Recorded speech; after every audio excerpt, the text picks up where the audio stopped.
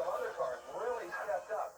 Gary Morency, right into the 540s to join them there. He defeated Connie Coletta. But Shirley Muldowney particularly was drawn in round number one. A perfect pass over Texan Eddie Hill.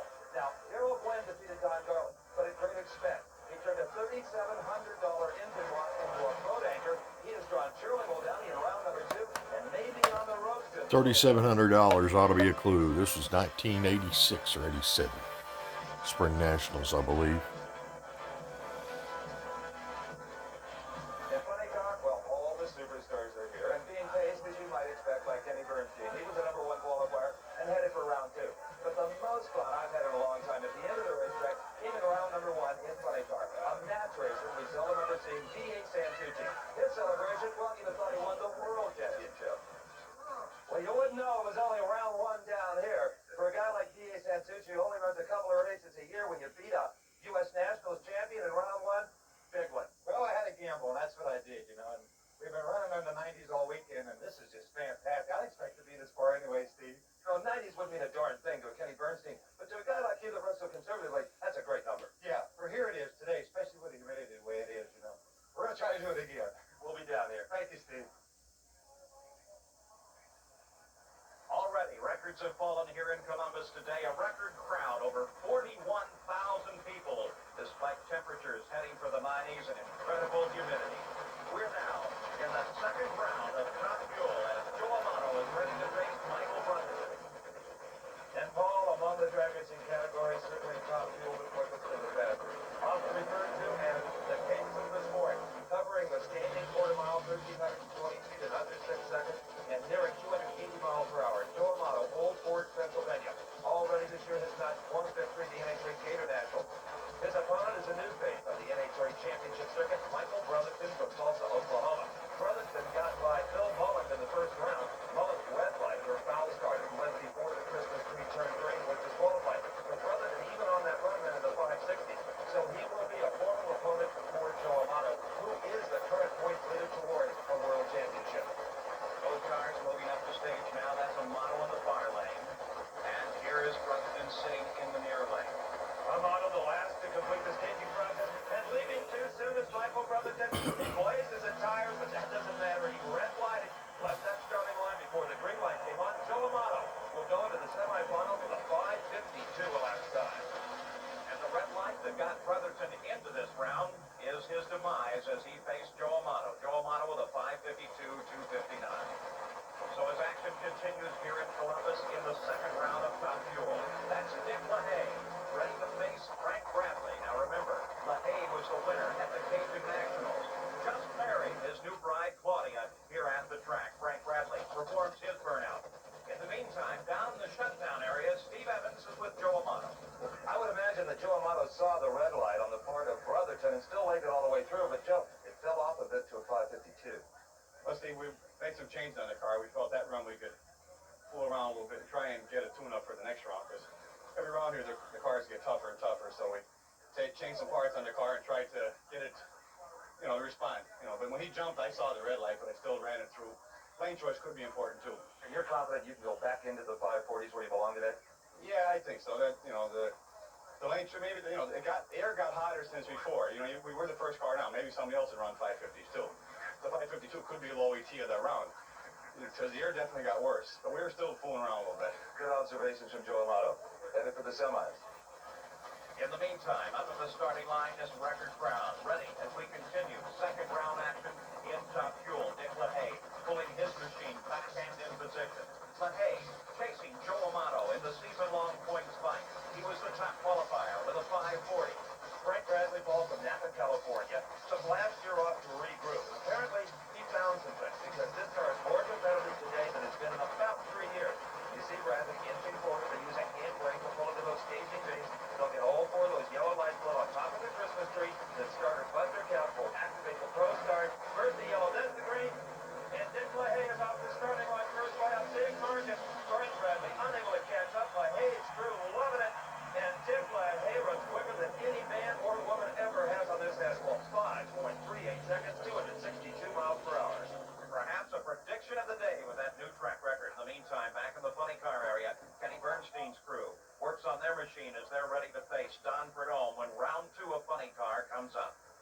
LaHaye, what does that internal speedometer tell you that you ran on that path? About a 35. How about a 38, brand new track record? Well, thank you very much, Steve. We thought that we could run a 38 or a 37, but it felt pretty good through the middle of the racetrack, and we're just tickled to death. You don't seem to be as concerned with the surface of the racetrack and traction as some. Well, you know, the first 3 qualifying runs we made, it smoked the tires out in the middle. And finally, we made up our mind this morning what to change, and we changed the clutch, and it makes it run quicker. The speed secrets will do it every time. Dick LaHaye goes into the semifinals, low elapsed time, track record. So Joe Amato and Dick LaHaye move ahead, and there's more Top Fuel action coming up.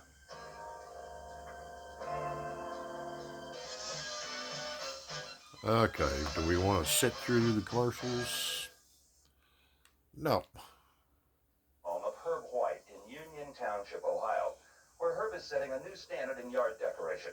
Now, he's not into those cute little ceramic deers or the concrete bunnies or the funny-looking little jockey statues.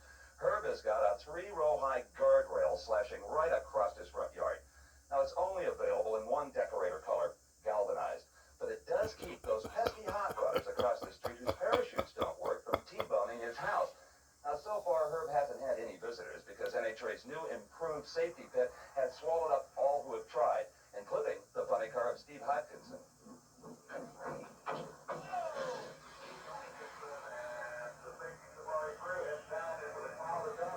Well, Steve Hodkinson is out of the car and obviously okay. He came into the sand pit probably about 50 or 60 miles an hour. It's really more of a gravel pit than it is sand. And you can see here the digging the gravel away from the front spoiler. And this car appears to really need nothing but a good wash job. Actually, NHRA installs this railing the day before the race and removes it the day after and even resods the lawn. Now, as far as Mr. White is concerned, finally he's gotten to know enough racers and officials. He's become an actual member of the safety team. Welcome aboard. Oh, a tip to you racers, if you do get over here, don't get out of your car until Herb walks up the dog. Steve Evans, you be careful of that dog as well. We continue with Top Fuel action in round 2 as Gary Ormsby now faces Gene Snow. Ormsby no longer in the streamliner, and his opponent, the Snowman. Infamous Snowman. First won the Spring Nationals in 1974 in a funny car. He faces Roseville, California's Gary Ormsby with 1 national event title to his credit. This is the second outing for this beautiful new car of Gary Ormsby. It may be called the lightest car in Top Fuel racing. Everything's titanium, magnesium, a lot of exotic metals here. They base the car in Indianapolis during the summertime and take a look at a lot of the 500 technology. So Gene Snow's engine does not sound good. In fact, there's some smoke coming from the exhaust fans on that engine. Gene Snow away smoking the tires, maybe in his own oil. Gary Ormsby is long gone. Ormsby into the semis, his crew chief Lee Beard. He likes that number on the board of 548, 259 miles per hour. So Gary Ormsby moves ahead as Gene Snow likes the tires. We look back at a faltering engine on the line. Snow picks the front end up just a bit. Immediately, the tire smoke lights up. Apparently, a problem with that engine that may have transferred itself down to the racetrack. Well, Joe Amato told us that he was experimenting a little bit this round. Well, that may have cost him lane choice because Gary Ormsby, your 548 is going to put you in the lane of your choice in the semis. Good.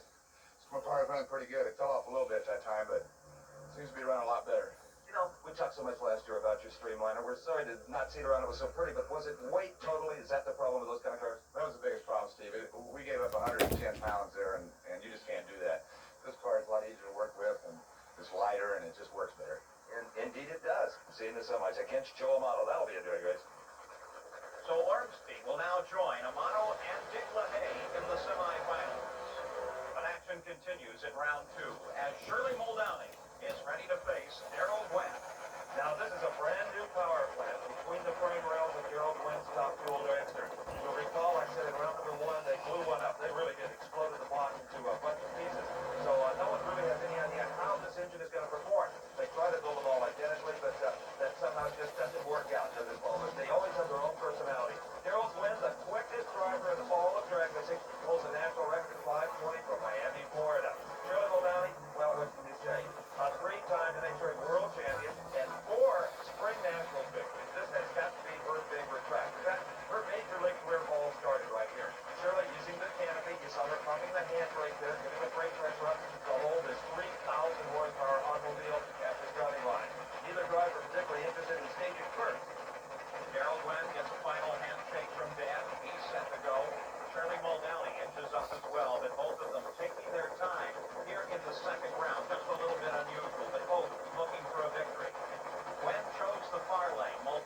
is in the lane that just created problems for Gene Snow.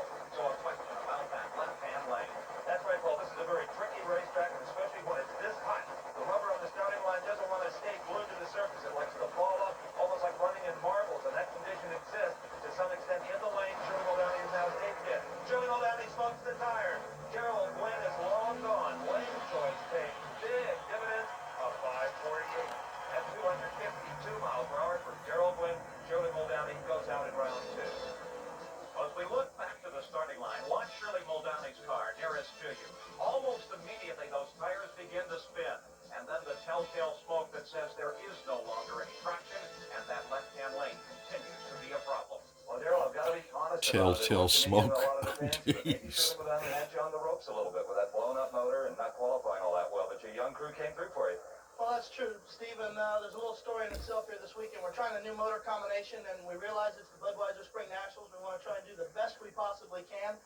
But we're trying to take a couple steps forward, and a lot of times when you take a couple steps forward, you got to go back sometimes. So we're actually backwards right now, and we're trying to make some steps forward. But we got to work cut out for us for next round for LaHaye. You just took a half a step forward with a 548. Well, that's consistent. We ran 548 the last round with the other motor, so we just got to work out a little bit. Thanks, Joe. Thank you. Shirley, smoke the tires leaving. What happened? We just had a lot of horsepower in it, and we need to make a few changes, maybe in the wing department. But first thing they said to me when they drove up is, "We're sorry." They don't have anything to be sorry about. They're still the best crew out there, and they still do a hell of a job for me. Great, thanks, Shirley. Thank you, Paul. And that terrific attitude tells me that Shirley Muldowney feels her crew learned some things this weekend. They can be dangerous in the future. Well, the fans are going to love the semifinals at Top Fuel. Daryl going against Dick LaHaye. LaHaye will have lane choice there. The other half of the semis, well, Gary Ormsby. He has lane choice due to his winter ET in this route over Joe Amato. That's coming up. Well, with Top Fuel complete, it's time for the thunder of the funny cars as they begin round two with Mark Oswald ready to face D.A. Santucci. Mark Oswald, that beautiful red Thunderbird car in the car lane, is the defending champion here at this racetrack. Mark originally from Ohio, so a lot of his hometown friends are here. And this is D.A. Santucci. You saw him after that first round victory, how happy this guy was. From Glenwood, Pennsylvania, Santucci is using kind of a pickup crew, just volunteers, nobody on the payroll. Well, not so on the Mark Oswald machine.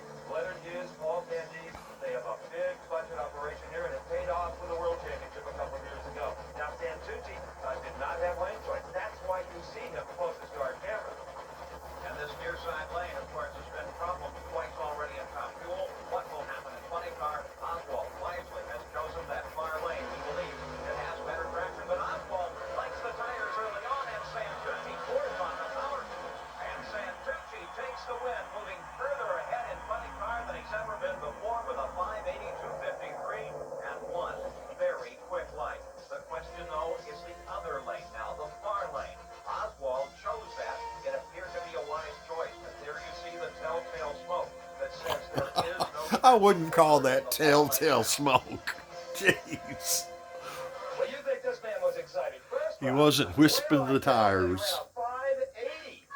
Oh, Steve, this is fantastic. I'd kiss you, Steve. Let me give some... I'll pass on that. I got a Yellow Pages crew here, and they're just spastic about this, and I am too. I think we thought we heard the motivator, a hose come off. So we got a super lot of cleaning to do. This has to be the most exciting day for you since about 1969 back at Indy. Yes, that, and just a lot of help from a lot of people. And may I say a phone call to Dale last night. That's really helped. Thanks, Steve. I assume what he's saying there is that he picked up some wisdom on the telephone from Kenny Bernstein's crew chief, Dale Armstrong, to show you the camaraderie of these funny car racers. In the meantime, back in Joe Amato's pit, the crew working on his Top Fueler as he prepares to face Gary Ormsby in the semifinal round of Top Fuel. We'll be back with more right after this. Okay. Let's see if we can get rid of those commercials. This was an American Sports Cavalcade show, I believe. It was on TNT back in '87.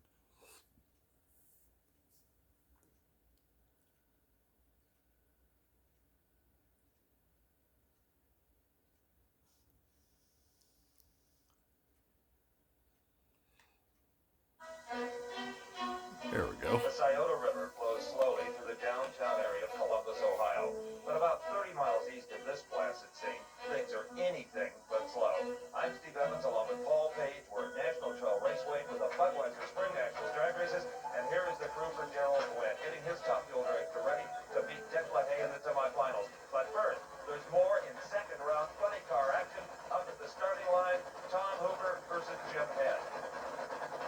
Tom Hoover passed away this last week or so. Hometown favorite as he will face Tom Hoover, who begins to back Showtime. up now in the near lane.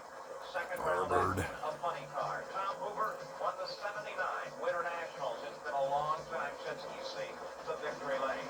He faces Jim Head, and earlier Steve Evans looked at his new innovations. Timing is everything in drag racing. There's elapsed time, there's reaction time, and in the case of engineer Jim Head's funny car, there's timers. Let me show you inside Jim's computer box. There they are, 10 relatively simple, inexpensive industrial timers. A little knob on each, nicking time from 0 to 10 seconds. Now, one of those is connected to the lockup clutch, so that it locks up a second and a half after the car leaves the starting line. Another is hooked to the transmission, so that it shifts 4.5 seconds into the run.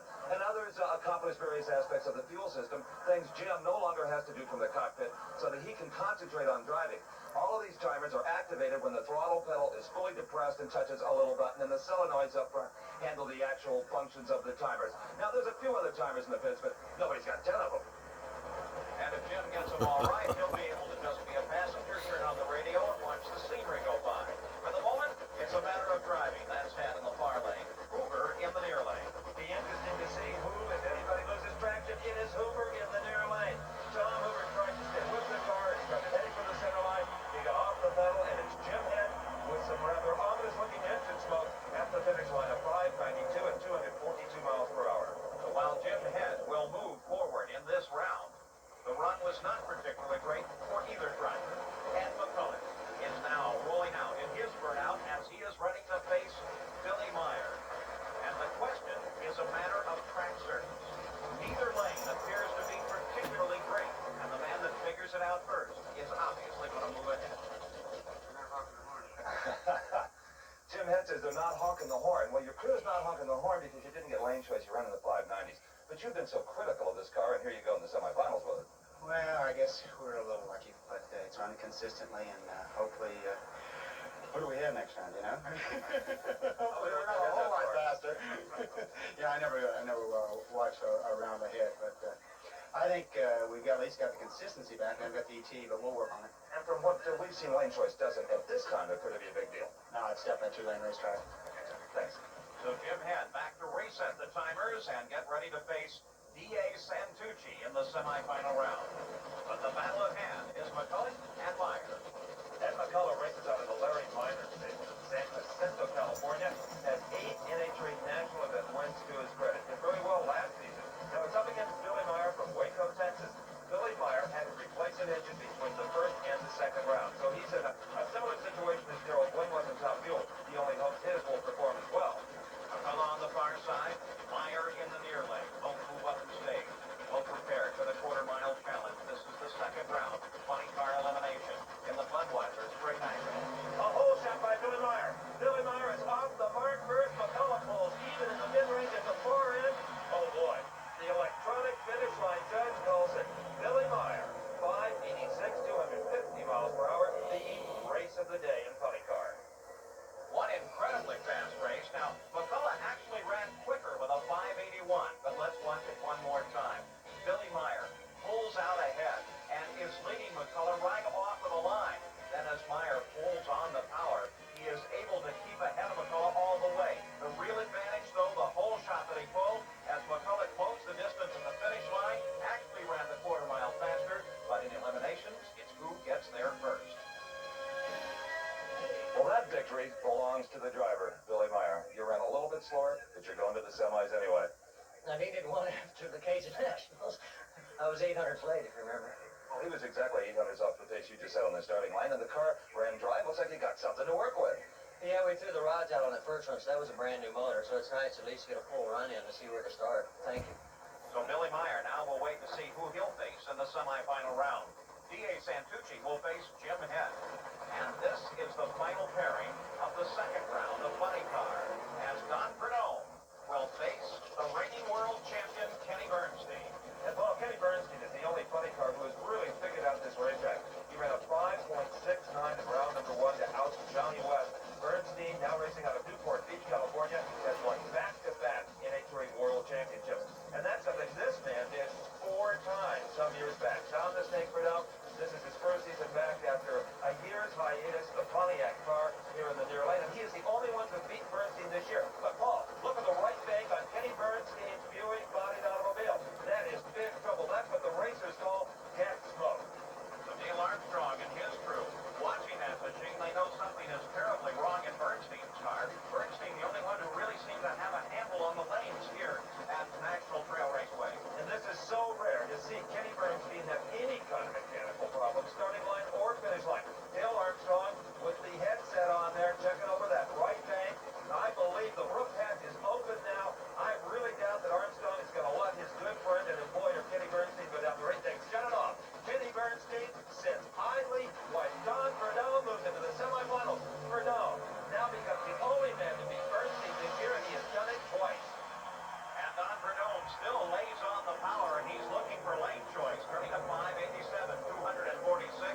a remarkable occurrence. Dale Armstrong and the crew picked the top up on Kenny Bernstein's car. A mechanical problem.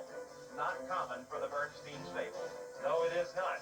And here's how they shape up for the semifinals. California Prudhomme versus Texan Meyer. Meyer has the lane choice. In the other half of the summits, it will be hometown favorite Jim Head up against the surprise from the East, Dominic Santucci. And back in the pit area already, Jim Head goes to work on his machine as he moves forward, and hometown Columbus cheers for him. The pro stocks are coming up. Okay, we'll call it quits on that for today. Thanks for watching. Come back and see us again.